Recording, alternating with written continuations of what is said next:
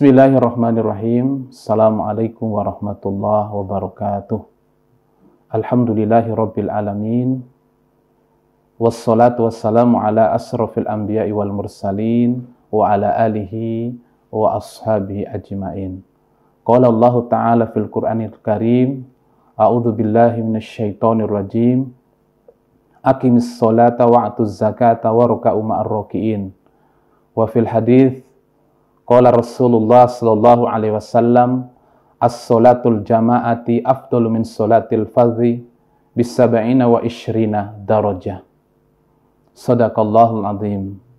Para pendengar Radio H dimanapun berada, puji syukur kehadirat Allah Subhanahu wa ta'ala sehingga kita masih diberi nikmat oleh Allah dengan dipertemukan kita dengan bulan suci Ramadan tahun ini. Dengan harapan mudah-mudahan puasa kita tahun ini benar-benar bermakna, memberi manfaat, kesejahteraan baik kita maupun orang-orang di sekitar kita. Salawat serta salam semoga tetap terhaturkan kepada baginda Rasulullah sallallahu alaihi wasallam. Para pendengar Radio H yang dirahmati Allah, adapun judul tema kajian kita pada kesempatan ini, yakni makmum kepada imam yang sholat sunnah. Judulnya ini sangat menarik karena para ulama juga berbeda pendapat tentang seorang makmum berimam kepada orang yang melaksanakan sholat sunnah.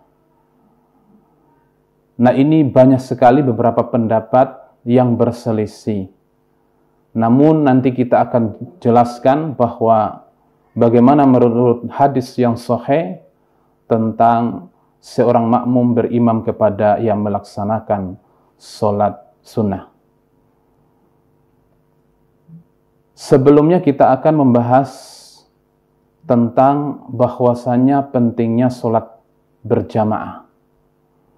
Salah satu hukum sholat berjamaah, kalau kita lihat di buku Tanya Jawab jilid 1 yang diterbitkan oleh Suara Muhammadiyah, bahwa sholat jamaah merupakan salah satu sunnah muakkadah yang dianjurkan oleh Nabi Muhammad SAW. Maka salah satu hadis dari hadis riwayat Muslim nomor 138 dari sahabat Ibnu Umar, Rasulullah sallallahu alaihi wasallam bersabda, as-sholatul jama'ati afdalu min sholatil fazzi bis-sab'ina wa isyrina darajah. Bahwasanya salat jamaah lebih utama 27 derajat daripada salat sendiri. Kalau kita lihat konteks hadis ini bahwa begitu pentingnya salat berjamaah. Ketika kita turut bersama untuk melaksanakan sholat berjamaah, maka Allah memberikan pahala tidak tanggung-tanggung, yaitu 27 derajat daripada kita sholat sendiri dengan pahala 1. Mungkin kalau kita tidak khusyuk, mungkin hanya mendapatkan 1 pahalanya. Maka kalau kita lihat di beberapa hadis bahwa ketika kita turut atau bersama melaksanakan sholat berjamaah bersama imam, maka ketika kita mungkin tidak khusyuk, tapi shafnya lurus, apabila mungkin shafnya tidak lurus, tapi aminnya sama dengan aminnya para malaikat, maka pahala kita tetap 27. Maka pertanyaannya, seberapa pentingnya sholat berjamaah? Kalau kita lihat dari teks hadis bahwa begitu pentingnya kita sebagai orang yang beriman, seorang mukmin untuk turut hadir melaksanakan sholat berjamaah. Kita lihat dari hadis yang diriwayatkan oleh Muslim nomor 1044. Di situ menjelaskan bahwa tentang seorang sahabat yang buta. Suatu ketika dia datang kepada Rasulullah SAW dan bertanya, "Ya Rasulullah, apakah saya ada rukhsah, keringanan bagi saya untuk saya sholat di rumah?" Pertama Nabi mengiyakan, ya karena dia dengan keterbatasan, karena dia adalah seorang yang buta. Tapi setelah dia keluar, kemudian Nabi SAW manggilnya. Apakah Anda mendengar hayyalas shalah hayal falah? Maka sahabat yang buta ini, dia menjawab, saya mendengar. Maka wajib bagi Anda untuk menghadiri sholat berjamaah. Konteks hadis ini memberikan penjelasan bahwa siapapun ketika kita mendengar seruan azan, termasuk Ummi Maktum ini kan seorang sahabat yang buta, bertanya kepada Rasulullah. Pertama Rasulullah SAW memberikan jawaban bahwa tidak apa-apa sebagai keringanan karena dia memang tidak melihat.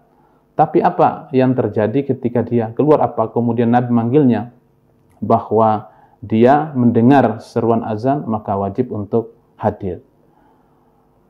Kemudian keuntungan-keuntungan lain dari sholat berjamaah, bahwasanya langkah kaki kita ke masjid, ya, itu sebagai pengampun dosa dan Allah mengangkat derajat kita. Ini luar biasa. Hal ini kalau kita lihat dari hadis Ibnu Majah nomor 796 dari sahabat Abu Hurairah. Hadisnya ini sahih.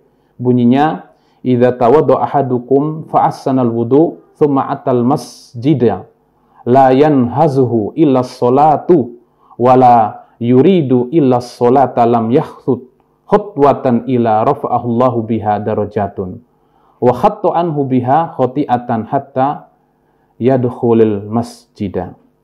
Jika salah seorang dari kalian berwudu dan membanguskannya, kemudian datang ke masjid dan tidak ada yang menggerakkannya menuju masjid kecuali sholat, maka tidaklah ia melangkahkan kakinya kecuali dengannya Allah mengangkat derajatnya, dan satu langkah lagi Allah akan menghapus dosanya sampai ia masuk ke masjid.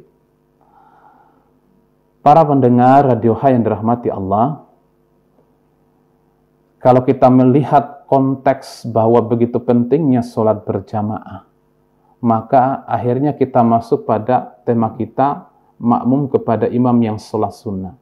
Ini kan saking dia kepingin mendapatkan pahala sholat berjamaah, kemudian mungkin karena dia tidak mendengar azan atau lain sebagainya, kemudian terburu-buru, kemudian datang ke masjid, kemudian menemukan ternyata sholat berjamaah sudah selesai, kemudian dia melihat mungkin ada di dalam masjid, ada salah seorang melaksanakan sholat wajib, ya, dia menganggap bahwa dia sedang melaksanakan sholat wajib, dan dia turut ikut menjadi makmum agar dia tidak tertinggal atau agar dia punya keinginan untuk mendapatkan sholat berjamaah.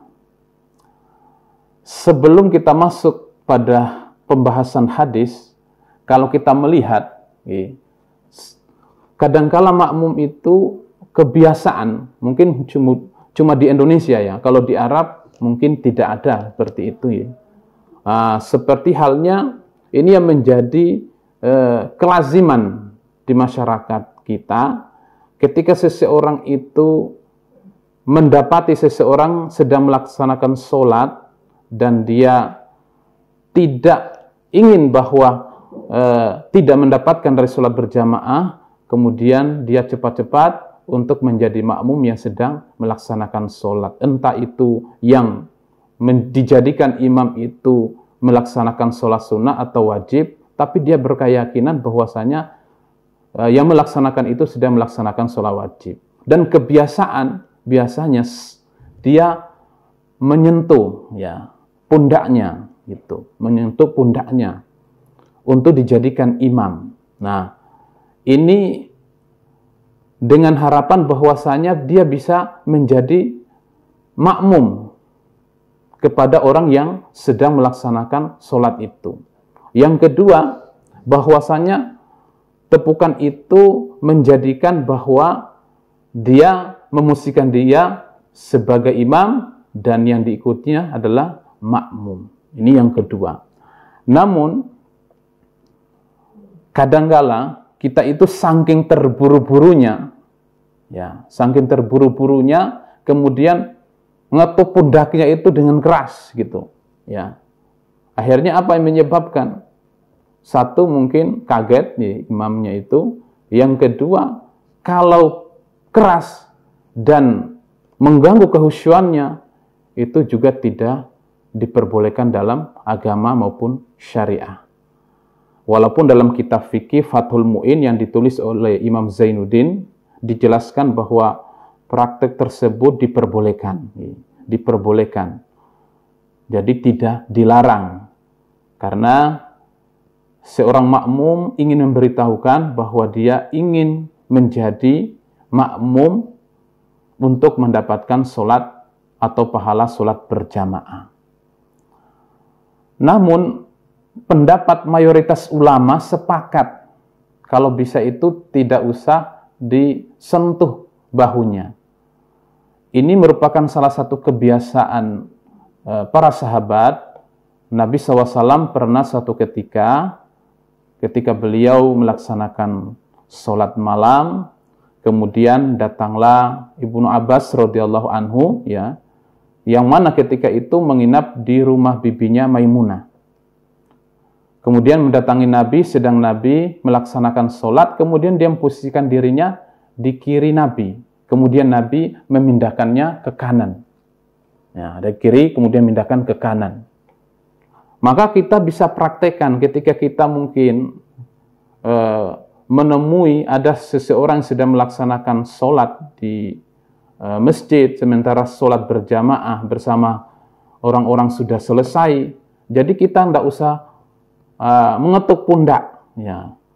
Seseorang itu langsung memposisikan kita di kanannya, ya. Jadi di kanan, tapi tidak terlalu sejajar, tapi agak mundur sedikit. Inilah Nabi SAW mengajarkan bahwa ketika kita mendapati ketika ada seseorang melaksanakan sholat, kemudian kita menjadi makmumnya. Kita lihat hadisnya. Ini dari hadis Ibnu Abbas radhiyallahu anhu, hadis Sahih Muslim 138. Bittu 'inda khalati Maimunah lailatan. Saya menginap di malam hari di rumah bibi saya, ya. Falamma kana fi ba'dil laili qama Nabi SAW. Sehingga pada satu malam Nabi SAW itu berdiri untuk melaksanakan sholat malam. Tsumma ji'tu faqumtu an yasharihi. Kemudian saya mendatanginya dan saya berdiri di kiri beliau, sebelah kiri beliau.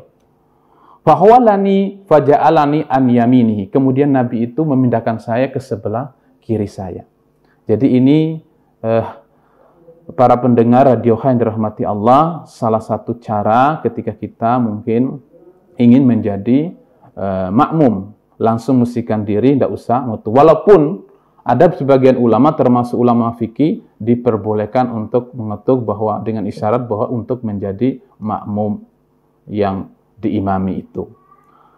Kemudian, kalau kita lihat yang berkenaan, bolehkah kita untuk bermakmum kepada imam yang sedang melaksanakan sholat sunnah? Nah, ini ada beberapa pendapat ulama juga. Kalau kita lihat, Imam Syafi'i dan termasuk juga Imam Ibnu Hanbal itu memperbolehkan hal seperti itu. Jadi tidak ada masalah sebenarnya, yang penting sholatnya itu sama gitu.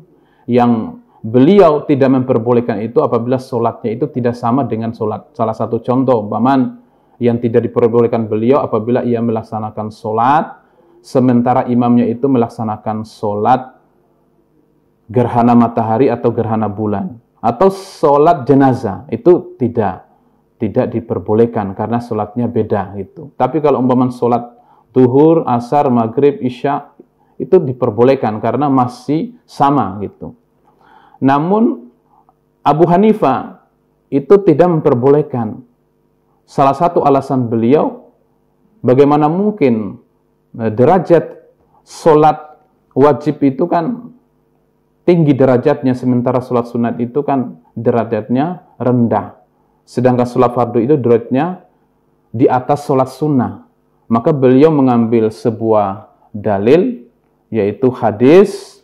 Beliau menyampaikan seperti ini, innama ju'ilal imamu liyutamma bihi. Jadi, sesungguhnya imam itu dalam sholat untuk dijadikan atau diikuti, bukan diperselisihkan. Nah, ini beliau berpendapat seperti ini, Imam Abu Hanifah dan Imam Malik. Hal ini beliau menyampaikan dalam kitab Al-Majmu' jilid 4 halaman 272. Kemudian Imam Syafi'i dan Imam Ibnu Hanbal hal ini memperbolehkan baik itu yang makmumnya melaksanakan sholat wajib untuk mengikuti imam yang sedang melaksanakan sholat sunnah, atau sebaliknya, makmumnya melaksanakan sholat sunnah, kemudian imamnya melaksanakan sholat wajib. Itu tidak ada masalah. Hal ini berdasarkan suatu ketika Nabi SAW di musim haji melaksanakan sholat subuh.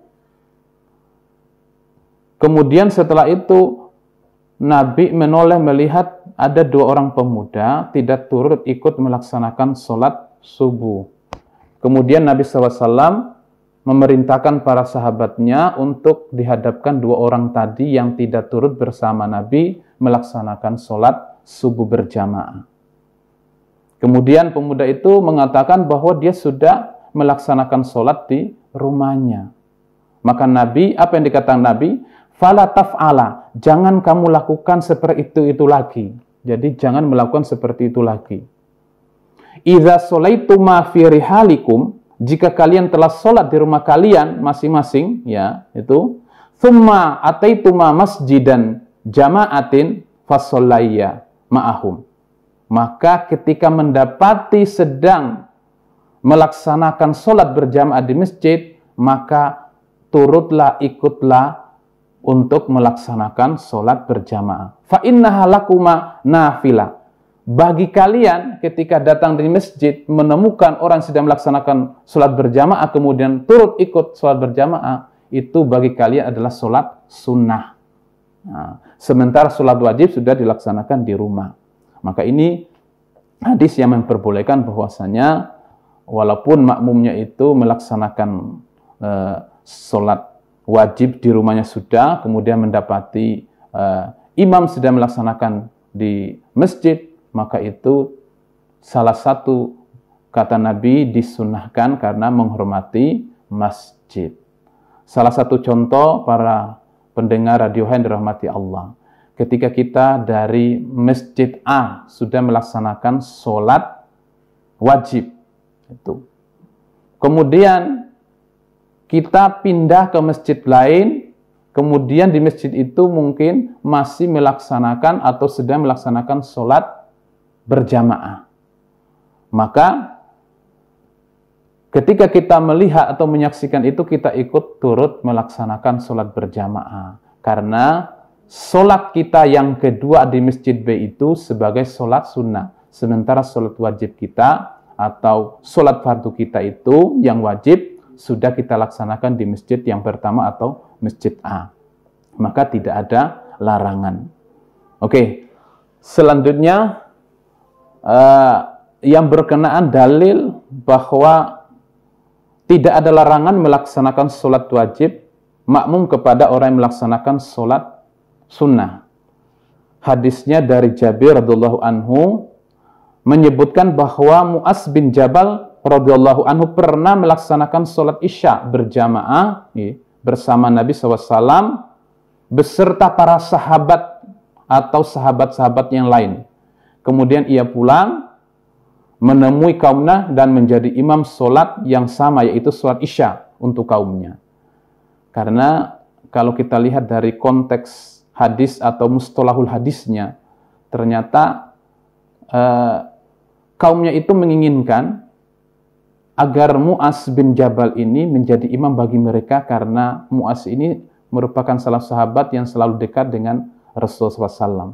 Sehingga momen ini termasuk kaumnya tidak menyanyiakan agar mereka menjadi imam dari Mu'az bin Jabal. Padahal Mu'az bin Jabal ini sudah melaksanakan sholat isya bersama Rasulullah SAW dan para sahabat yang lain. Tapi dia setelah selesai kemudian cepat-cepat kembali kepada kaumnya untuk memimpin sholat. Padahal Mu'az sudah melaksanakan sholat isya. Kemudian redaksi yang lain, karena Mu'az yusolli ma'an Nabi sallallahu alaihi wasallam isya. Dari Jabir bahwa Mu'az pernah sholat Isya bersama Nabi SAW, kemudian pulang ke kampungnya dan dia sholat menjadikan imam bersama mereka. Dalam riwayat Asy-Syafi'i ya, dan Ad-Darqutni disebutkan bahwa ada tambahan dari hadis ini, yaitu bagi Mu'az sholatnya adalah sunnah, sementara sholat kaumnya adalah sholat wajib Isya. Jadi ini jelas sekali bahwasanya ketika Mu'az ini sudah melaksanakan sholat wajib Isya bersama Rasulullah SAW, itu merupakan sholat wajib. Kemudian kembali ke kaumnya melaksanakan sholat sunnah. Maka yang bisa dicontohkan saat ini, khususnya kita di bulan suci Ramadan, seperti seseorang terlambat ke masjid pada malam hari di bulan suci Ramadan. Jamaah sholat tarawih sudah dimulai, namun dia belum melaksanakan sholat Isya. Kemudian orang tersebut boleh bermakmum di belakang imam, sholat tarawih yang dilaksanakan 2 rakaat salam, 2 rakaat salam. Kemudian dia bermakmum di belakang imam sholat tarawih sebanyak 2 rakaat. Ketika imam itu mengucapkan salam, rakaat yang kedua, kemudian makmum tadi yang melaksanakan sholat wajib itu atau Isya, kemudian ia bangkit untuk menyempurnakan sholat Isyanya. Ini adalah pendapat Imam Syafi'i dan para ulama mazhab Syafi'iyah. Dan ini termasuk kalau kita lihat di buku Tanya Jawab, jilid 1 itu adalah diperbolehkan. Para pendengar radiohan dirahmati Allah Subhanahu wa taala, maka dengan hadis dari Mu'az ini jelas bahwa tidak ada larangan bahwa kita berimam kepada imam yang melaksanakan sholat sunnah, walaupun kita melaksanakan sholat wajib. Saya kira itu yang dapat saya sampaikan. Semoga kajian ini bermanfaat, memberikan pemahaman kepada kita bahwa makmum yang imamnya melaksanakan sholat sunnah itu tidak dipermasalahkan, tetap sah sholatnya. Demikian yang dapat kami sampaikan. Nasru minallahi fatun qarib. Assalamualaikum warahmatullahi wabarakatuh.